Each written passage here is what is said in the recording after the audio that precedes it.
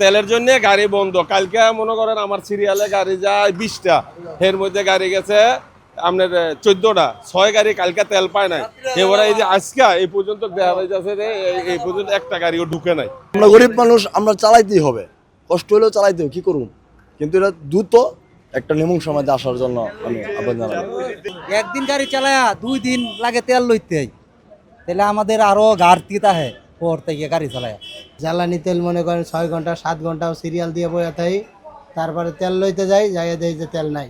ঢাকা থেকে জামালপুর 548, পূর্বের যে চার্ট আমাদের নতুন চার্ট, এই দু একের ভিতরে আইসা পড়ে, আজকে আইসা পড়ে। এখন ভাই সরকারের যদি ভাড়া বাড়ায় তাহলে আমাদের জন্য ভালো হয়।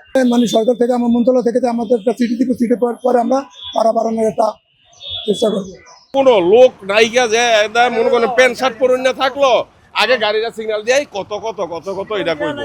আগে আগে হেরা তো মনে করেন ছাদে বই আইসে গেছে, অন হেই চরিত্রটা তাকে রইছি, কিন্তু ওই কত কত এই জিনিসটা এরা বলেই। সরকার এখন হিমশিম খাচ্ছে, অর্থনীতি স্বৈরাচারী সরকার, দেশে ঘাটতি ফালিয়া চলে গেছে, এখন বিভিন্ন সমস্যা দাঁড়িয়ে গেছে। সেই জন্য যুক্তিগতার মধ্যেই 11 পয়সায় এটাই ভালো। আসল কথা 1.5 মাস পরে তেল নিচ্ছি তো খুব কষ্টই লাগতেছে, এত 1.5 মাস লাতে আমরা তেলই পাই নাই। এখন আজকে 10 জনে 20 জনের পরে পেয়েছি, এটা হলো আসলে কপাল। আধা ঘন্টা সময় যদি আমি নষ্ট করি, এটাই তো অনেক কিছু। এখন আপনার ওরকম সিরিয়াল নাই, ঠিকঠাক মতো ফুয়েল নিতে পারতেছে। আজকে সিরিয়াল অনেক কম, আসছি হচ্ছে আপনার 5 মিনিট হয়েছে, ভালো লাগতেছে। ওই আগের মতো ওই সিচুয়েশনটা নাই, 4 ঘন্টা 5 ঘন্টা নিয়ে তেল নিতে হইতেছে না, খুব ভালো লাগতেছে। তেলের দাম বৃদ্ধি হওয়ার পরই তো আপনার জ্যাম যা আছে সব চলে গেছে, তো মানে মনে তো হইতেছে সেজন্যই।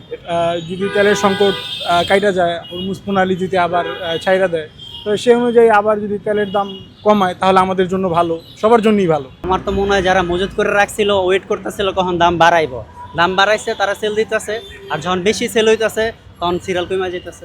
অবশ্যই কমানো উচিত। যদি বাজার পরিস্থিতি কমে যায়, ওয়ার্ল্ডে যারা আছে তারা যদি বাজারে তেলের দাম কমায়, আমাদের দেশে দাম কমানো উচিত।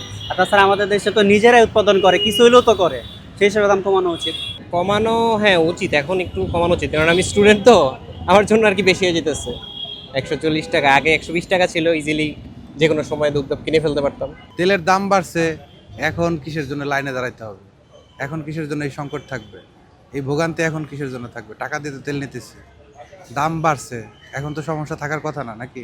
সিরিয়াল কমই পাইছি, মানে অন্য অন্য জায়গায় তো বা আরও কিছুদিন আগে যে পরিমাণ সিরিয়াল ছিল, আমি কম পাইছি সিরিয়াল, তো এখন আরও সিরিয়াল বাড়ছে। বাংলাদেশে হচ্ছে যে আপনার একটু হইলে দেখা যাচ্ছে আর একটু বাড়ায় ইয়া করে। এলপিজির ক্ষেত্রেও এরকম 212 টাকা। আমার এলপিজির ব্যবসা প্লাস আমি চুলা সার্ভিসিংয়ের কাজও করি, তো দেখা যাচ্ছে এলপিজির ক্ষেত্রেও 4 দিন হয়েছে প্রায় 212 টাকা বাড়াইছে। এর আগে 10 দিন আগেও আপনার 387 টাকা বাড়াইছে, মানে বেশি।